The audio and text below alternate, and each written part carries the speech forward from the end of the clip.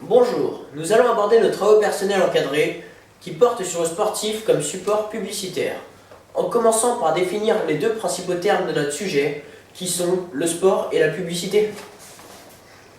Le sport est un ensemble d'exercices physiques, se pratiquant sous forme de jeux individuels ou collectifs et pouvant donner lieu à des compétitions.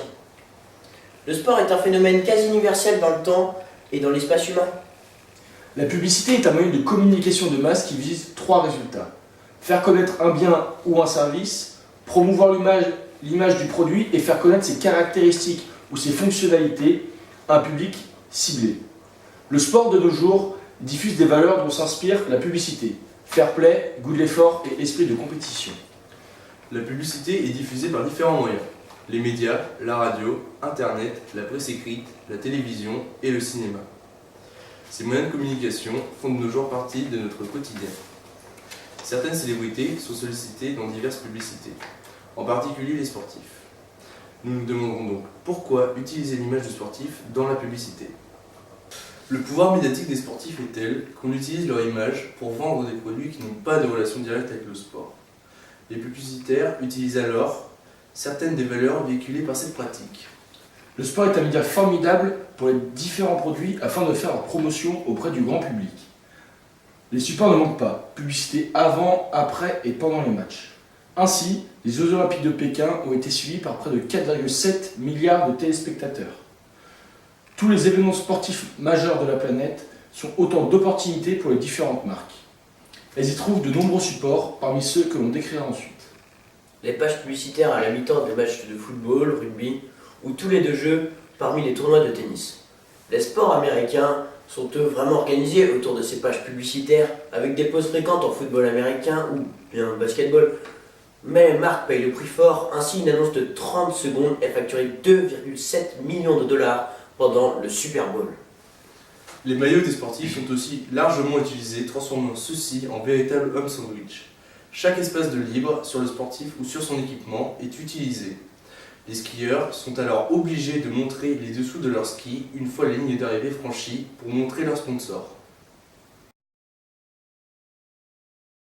Il y a des marques dont le succès laisse admiratif, Red Bull est typiquement l'une d'entre elles. Lancée en 1987 par Dietrich Mateschitz, la boisson énergisante de Taureau Rouge connaît une réussite fulgurante qui se traduit notamment dans son expansion à l'international.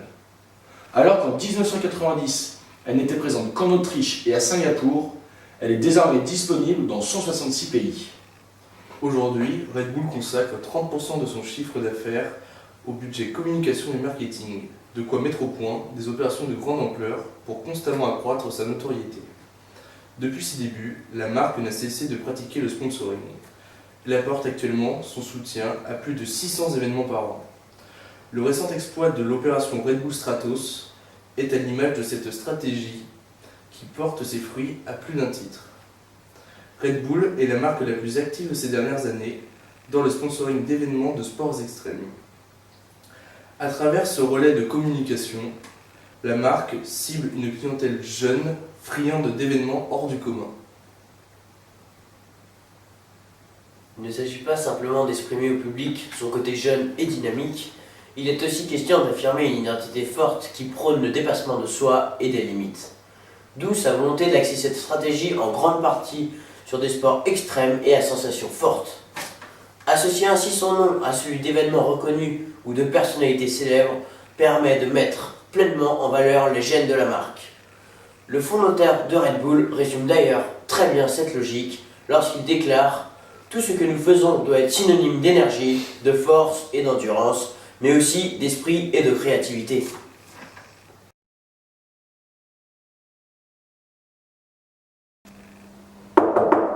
Entrez. Bonjour monsieur, Damien Laporte, je suis journaliste chez Vincent, j'aimerais poser quelques questions au sujet de l'entreprise Red Bull. Je vous en prie, asseyez-vous. Merci. Quelques minutes à vous accorder. Red Bull. Merci. Alors, combien d'athlètes portent actuellement les couleurs de la marque Red Bull? Aujourd'hui, plus de 500 athlètes portent les couleurs de Red Bull, qui est désormais quasi omniprésent dans les sports mécaniques et les sports extrêmes. Le sponsoring atteint ici un niveau hors du commun, n'étant égalé par très peu de marques. Et par exemple, en Loire-Atlantique, comment faites-vous pour faire connaître votre marque en dehors des événements sportifs? La marque organise de manière continue des campagnes de street marketing. Il y a des équipes circulant en voiture de marque Mini, habillées aux couleurs de la marque et surmontées d'une réplique géante de la boisson qui écume les villes, les lieux de vie nocturnes pour distribuer des échantillons du produit. Merci beaucoup d'avoir répondu à cette question.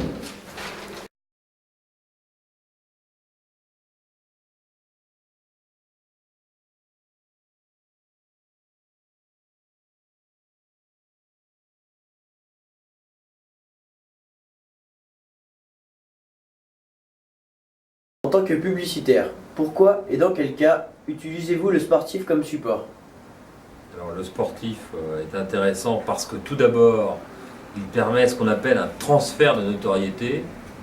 Le sportif fait vendre. Le sportif fait vendre. Il permet ce qu'on appelle un transfert de notoriété. Il est iconique, c'est une icône, quelqu'un sur lequel on a envie de se projeter. Et puis, il est jugé avant tout irréprochable. Donc, c'est un bon vecteur de communication. Alors, dans quel vecteur de communication, dans quel type de communication peut-on utiliser le sportif? Il faut que le sportif soit en phase avec l'image de l'entreprise, le produit ou la marque qu'il entend défendre. Je vais prendre un exemple. On n'imagine pas Ribéry, par exemple, être le sportif qui représente une marque comme Louis Vuitton. Pourquoi? Ribéry a une tête légèrement difforme, nonobstant ses qualités sportives, et forcément, on n'imagine pas ce style populaire avec une image haut de gamme. Donc, il faut adapter les sportifs à l'image de l'entreprise. Donc, on comprend qu'il faut une interaction entre l'image du sportif, l'idée qu'on se fait de lui-même, et puis la perception qu'on attend de la marque ou du produit. Quelles valeurs diffusées par le sportif vous intéressent-elles dans la réalisation d'une publicité? Alors les valeurs du sportif sont nombreuses. D'abord, le sportif il est exigeant envers lui-même, donc ça intéresse les marques. C'est quelqu'un qui a la compétition, au sens propre du terme, c'est-à-dire que c'est un challenger, c'est quelqu'un qui donne le maximum, donc c'est une valeur aussi effectivement très positive. Et puis enfin une valeur importante pour le sportif dans un cadre publicitaire et qui nous intéresse, c'est évidemment l'engagement qu'il peut donner dans ses actions et sa vie. Le sportif aussi intéresse les marques parce qu'à l'évidence, le sportif est en bonne santé. C'est quelqu'un qui a la vitalité en lui, qui a la vie en lui, la force en lui et le bien-être. Donc on comprend vite que pour une marque, ces valeurs forces que sont la vie en fait, que représente le sportif, peuvent fonctionner pour ce qu'on appelle faire le transfert de notoriété. L'affinité du public avec le sportif doit être évidente. La marque doit s'adapter, adapter son scénario en fonction du sportif, mais le sportif aussi doit être choisi en fonction de la marque. J'ai présenté l'exemple de Franck Ribéry avec Louis Vuitton, une marque de luxe, et on se rendait compte que l'affinité du sportif avec cette marque ne collait pas. Néanmoins, on peut être en décalage entre le sportif et la marque. Prenons l'exemple en 2004 de deux chauves célèbres, Franck Leboeuf et Barthès, qui avaient fait une publicité pour la Ligue contre le cancer, ou plus exactement pour donner de l'argent à la Ligue contre le cancer. Et on se rendait compte que le fait d'être chauve pouvait aussi être vecteur par ironie et par transposition sur tout simplement le fait qu'on peut être atteint d'un cancer et être en bonne santé. Donc on se rend compte que là, il y a eu un léger décalage de perception entre Barthès sportif, Leboeuf sportif, et puis le cancer qui, à l'évidence, est une maladie qui ne permet pas d'avoir ses pleines capacités physiques. Y a-t-il des entreprises qui sont plus aptes à utiliser l'image du sportif dans leur publicité? Alors je dirais que toutes les marques peuvent communiquer avec un sportif. Maintenant, à l'évidence, on se rend compte que les marques qui vendent du sport, Adidas, Puma, toutes ces marques-là, ont besoin évidemment de sportifs pour faire leur promotion. On a vu tout à l'heure qu'une marque comme la Ligue contre le cancer, pouvaient utiliser des sportifs pour leur image, évidemment. Parce que, comme on l'a vu, toutes les marques peuvent utiliser l'image du sportif à condition que le sportif soit en phase avec la perception qu'on a de cette entreprise.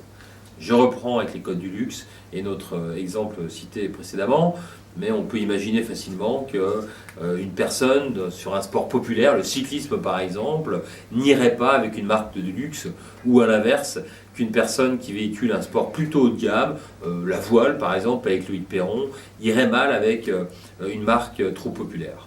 Donc on se rend compte que toutes les marques peuvent aller avec un sportif, mais tous les sportifs ne peuvent pas aller avec toutes les marques.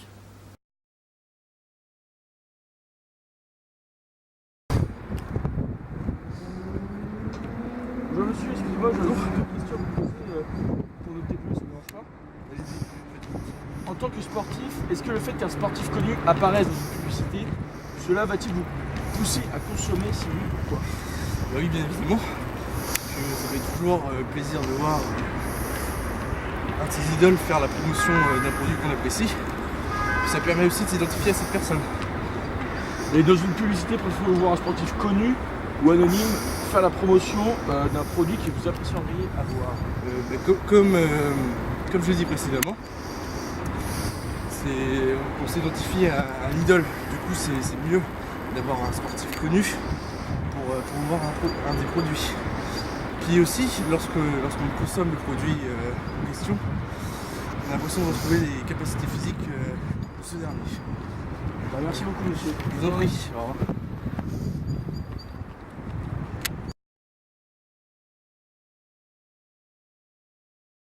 Il existe de nombreux liens entre la publicité et le sportif. Dans un premier temps, il paraît avantageux pour une marque d'avoir comme égérie un sportif, car celui-ci va associer au produit des valeurs comme le courage ou bien le dépassement de soi, qui mettront en avant le produit. De même, dans le cas où le sportif est une célébrité, il va permettre de capter l'attention des individus et sa notoriété va se transmettre au produit et sera un gage de qualité. Pour conclure, avoir un sportif dans une publicité, c'est de grandes probabilités d'augmenter ses ventes et de faire connaître ses produits auprès d'un grand nombre de consommateurs. Mais dans un second temps, on remarque que si les sportifs prêtent leurs images aux publicités, c'est principalement dû au fait que ceux-ci verront évoluer leur image, soit pour lutter contre la stigmatisation, soit pour voir augmenter leur notoriété. La publicité présente des avantages économiques et peut, dans certains cas, avoir un impact sur l'ordre hiérarchique.